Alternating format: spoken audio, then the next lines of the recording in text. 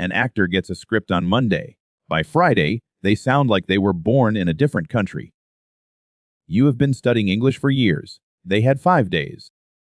So what do they actually do in those 5 days that you have never once tried? Not talent. Talent is the explanation people reach for when they do not want to look at the method, and the method, it turns out, has almost nothing to do with English at all. Let us start with what an accent actually is, because most people get this wrong before they even begin. An accent is not an accessory sitting on top of normal speech. It is not something added. It is a completely different setting for the entire vocal instrument, and that instrument is your body. The phonetician John Wells spent decades cataloging this, and his central point is one most learners never hear. Accents differ in far more than which sounds are used. They differ in where in the mouth those sounds are made, how the whole vocal tract is held, and where the voice sits before a single word comes out. Which means an actor learning an accent is not memorizing a list of different sounds. They are rebuilding the instrument the sounds come out of. And that single idea is the whole video. Everything else is just how to do it. Here is where actors start, and it is not with sound at all. It is with posture. Watch any dialect coach work, and the first 20 minutes rarely involve a single word. They involve where you carry tension, where your shoulders sit, whether your jaw is loose or locked. Because the truth is uncomfortable, the accent you speak in your first language is not just in your mouth. It is in your whole body, held there by thousands of hours of repetition you never noticed happening. Try this right now. Say a sentence in your own language. Any sentence. Notice, as you say it, where your shoulders are. Notice your jaw. Are your lips forward or pulled back? Is your tongue resting high or low? Now say the same sentence in English. For most learners, nothing changes. Same shoulders, same jaw, same everything. Only the words are different, dressed up in a body still speaking the old language. That is the gap, not vocabulary, not grammar posture. And this is not a small effect. The voice teacher Patsy Rodenberg has spent decades showing actors that where you hold tension changes the physical sound leaving your body before a single vowel is shaped.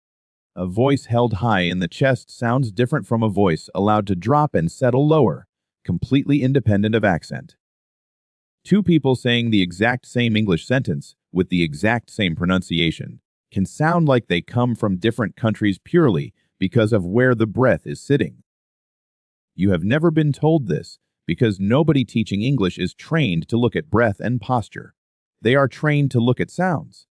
So an entire layer of what makes an accent land convincingly has simply never been mentioned to you, not once, in years of study. Now let us talk about the part everyone assumes is the hard part, and is actually the easy part once you know where to look. The mouth. Every accent has what dialect coaches call a home position, sometimes called the neutral mouth setting. It is where your lips, tongue, and jaw rest between words, the base the whole accent is built from. The accent researcher William Labov spent his career studying how these settings vary between speech communities, and the pattern he found was clear. It is not the individual sounds that carry an accent. It is the underlying shape everything gets filtered through. Try this. Relax your face completely and say, "How are you?" in your own language's typical mouth position. Now push your lips slightly forward, drop your jaw a little more than feels natural, and say it again, keeping everything else the same. Notice how different it already sounds before you have changed a single sound. That is the home position doing almost all of the work. Actors do not learn accents word by word. They find the home position first, hold it, and then let ordinary words fall into a completely different shape automatically. You have been doing this backwards. You learn a word, then try to force an accent onto it, one word at a time, forever rebuilding from nothing. Set the shape once, and every future word arrives already changed. Here is why this matters more than it sounds like it should. Your mouth has a resting position it has held since childhood, thousands of hours of repetition deep, and it snaps back to that position the instant your attention drifts. This is why you can nail a single word in isolation, in a lesson under focus, and then lose it completely the moment you are speaking naturally in a real sentence. You were never holding a new position. You were performing a new sound, one at a time, on top of an unchanged foundation, and the foundation always wins the moment you stop concentrating on it directly. Actors solve this by making the new position boring before they ever perform in it. They hold it during rehearsal, during breaks, during conversations that have nothing to do with the scene, until the muscles stop treating it as an event and start treating it as simply where the mouth lives now. That is the difference between a position you can produce under pressure and a position you actually own. There is a second piece nobody tells you about, and it might be the most important one. Melody. The linguist David Crystal has spent years arguing that intonation, the rise and fall of a sentence, carries more identity than the individual sounds inside it. And here is the part that should genuinely surprise you. You can say every single sound of an accent correctly and still sound completely foreign, because your sentence is climbing and falling in the melody of your first language. This is why actors do something that looks strange from the outside. They hum. Before they say a line, many coaches have them hum the shape of the sentence first, no words, just pitch rising and falling like a piece of music. Then they add the words on top of the melody they already built, instead of building the melody at the same time as everything else. Try it. Hum. Where have you been all day? Using an accent's typical rise and fall, no words. Then speak the sentence on top of that same hum. That is a completely different skill than pronunciation. It is closer to singing than speaking, and it is why so many singers and musicians pick up accents disturbingly fast. They already had the melody instinct built. So here is the actual training sequence, the one nobody hands you because nobody thinks to explain it in order. Step 1. Posture and breath before any words. Where does this voice sit in the body? High and forward or low and back? Actors will walk around a room in a new posture for 10 minutes before saying anything at all. Step 2. The home position. Find where the mouth rests and hold it. Practice resting in that shape while doing something else entirely. Brushing your teeth, walking to the kitchen, so your muscles start treating it as normal rather than as effort. Step 3. Melody without words. Hum whole sentences. Get the shape of the rise and fall correct before a single word is attached to it.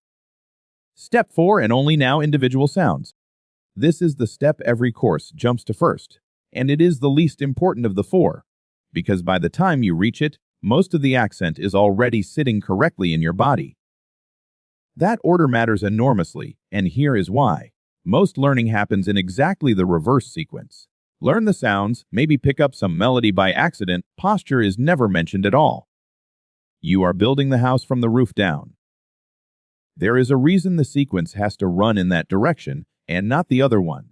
Posture sets the instrument. The home position shapes what the instrument can produce. Melody organizes those sounds into something that feels like a sentence rather than a string of noises. Only once all 3 are in place does an individual sound have somewhere correct to land. Practice a sound before the shape exists to hold it, and you are not learning the accent. You are learning to perform one sound once under laboratory conditions, which is exactly the trap every phrasebook and pronunciation app quietly sets for you. One more thing actors do that almost nobody else even considers. They overcommit. An actor rehearsing an accent goes far too far, deliberately on purpose, until it feels almost like a cartoon of the accent. Then they pull back from there. Why? Because your own accent has a huge amount of inertia.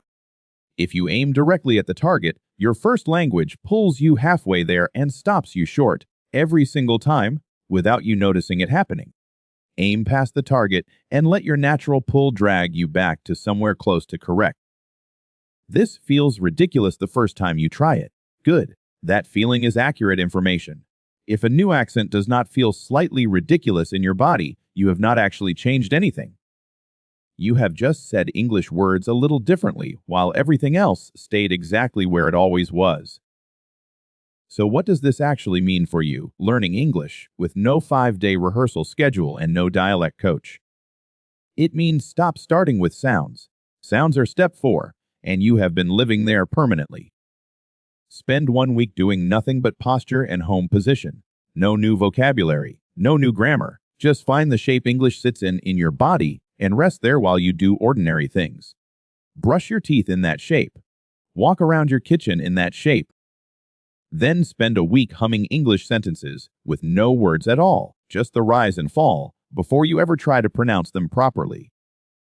Only after that, work on individual sounds, and you will find they land differently, because you built the shape they belong in first. And when you finally do speak, go too far. Exaggerate past what feels correct. Let your first language pull you back to somewhere better than where you would have aimed on purpose. Here is the sentence to hold on to. An accent is not a set of sounds you are missing. It is a shape your whole body has not learned to hold yet. The actor on Friday did not learn new sounds faster than you. They built a different shape to say them in, and then let the sounds fall into it on their own. That shape is available to you too. It was just never the first thing anyone told you to build.